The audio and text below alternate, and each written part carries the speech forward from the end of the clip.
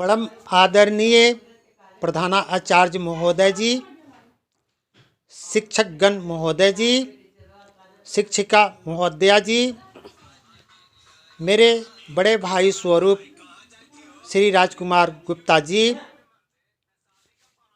मेरे अभिभावकगण, यहाँ आए मेरे नन्हे मुन्ने बच्चे बच्चियाँ, मेरे भारत के भविष्य।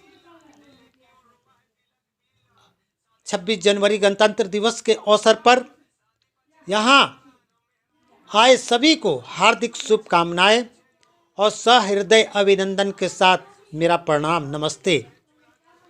बच्चों को ढेर सारा प्यार।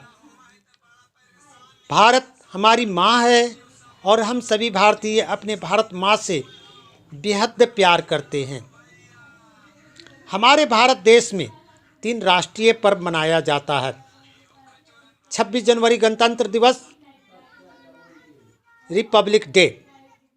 दूसरा 15 अगस्त इंडिपेंडेंस डे, स्वतंत्रता दिवस। और तीसरा 2 अक्टूबर गांधी जयंती। बड़े ही हर्षोल्लास के साथ हम भारत के सभी नागरिक मनाते हैं। गणतंत्र का अर्थ है गण जोड़ तंत्र। गण का मतलब जनता और तंत्र का मतलब शासन। जनता के द्वारा जनता के हित में किया गया शासन को ही गणतंत्र कहा जाता है। इस वर्ष 2024 में भारत का 75वां गणतंत्र दिवस बड़े ही धूमधाम से मनाया जा रहा है।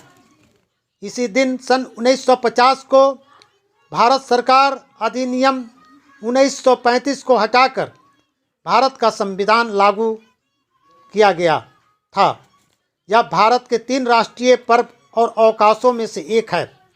स्वतंत्रता दिवस संविधान के रचयिता डॉक्टर भीमराव अंबेडकर जी हैं।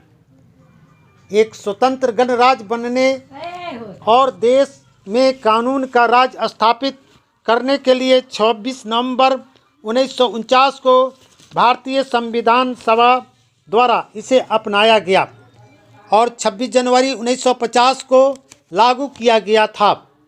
गणतंत्र दिवस मनाने का मुख्य उद्देश्य यह है कि 26 जनवरी 1950 को पूरे 2 साल 11 महीने और 18 दिन लगाकर बनाया गया संविधान लागू किया था। वैसे तो हमारा देश 15 अगस्त 1947 को अंग्रेज़ों के चंगुल से आज़ाद हो गया था, परंतु इस आज़ादी के रूप 26 जनवरी को दिया गया। प्रत्येक भारतवासियों को भारत के शहीदों से प्रेरणा लेनी चाहिए और अपने देश को ऊंचाई तक पहुंचाने के लिए प्रयास करते रहना चाहिए।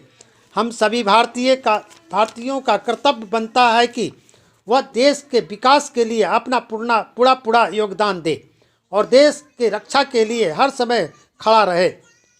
अनेकता में एकता ही मेरी पहचान है, इसलिए मेरा भारत देश महान है।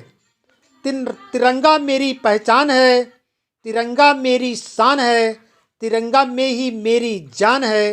हे तिरंगा, तुझ पे मेरा दिल कुर्बान है। गणतंत्र दिवस के अवसर पर हम भी अपने दिल की कुछ बातें इस शायरी के द्वारा आप तक पहुंचाना चाहता हूं।